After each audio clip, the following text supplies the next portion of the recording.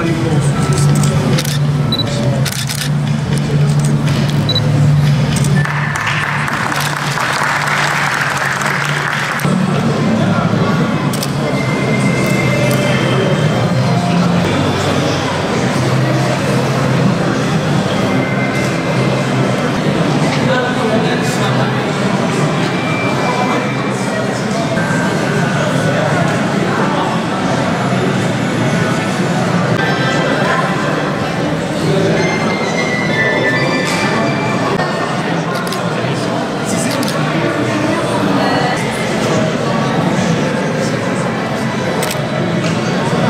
Burada çalışmalar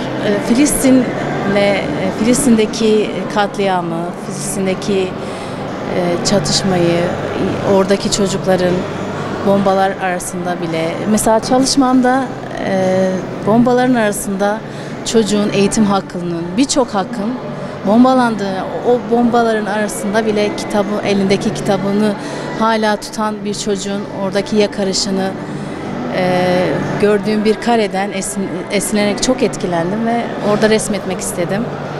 Yani bir eğitimci olarak bu kare bana çok çarpıcı geldi ve çalışmamı orada o şekilde oluşturdum. Temennimiz hür ve özgür bir dünyada çocukların mutlu ve huzurlu olduğu, eğitim hakkının elinden alınmadığı, yaşamını her bir canlı, her bir insan gibi yaşayabilecekleri bir dünyada olmalarını temenni ediyorum ve savaşın bir an önce bitmesini istiyorum. Bu sergi Filistin'deki çocuklar için yapılan bir sergi ve onların şu anki durumlarını gösteren sergiler.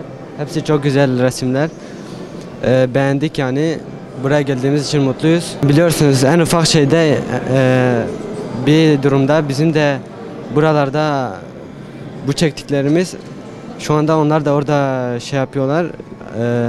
Onlar da her gün bombalanıyorlar. Bu durum hiç iyi değil. İsrail bir bozguncudur. Onlara yapılan bu şey kabul edilemez. Yani inşallah kazanacak. Onlarlayız. Benim için bu sergi yani şu an içimde sızlayan Filistin çocukları için yapılan güzel bir sergi. Sergiyi beğendim.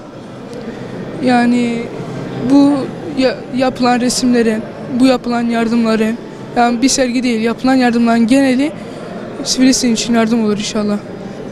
Düşüncelerim hakkında bunları düşünüyorum. Filistin'de ilk yaşandığı zaman beni çok üzdü şahsen. Hani içimde bir sız oldu. Bazı akrabalarım falan da yardıma gitti. Çünkü desteksiz bir şeydi. Bir de Kudüs şehrimiz olduğu için ilk kıblemiz Kudüs'tür. Ben dini açıdan da bayağı üzüldüm. Yani etkilerini anlatamadığım şeyler de var. Yani kurtulması için bizim de elimizden gelen bir çaba olması lazım. Onlar çünkü bu çabayı şu an gösteremiyor. Bizim de yardımımız dokunması lazım.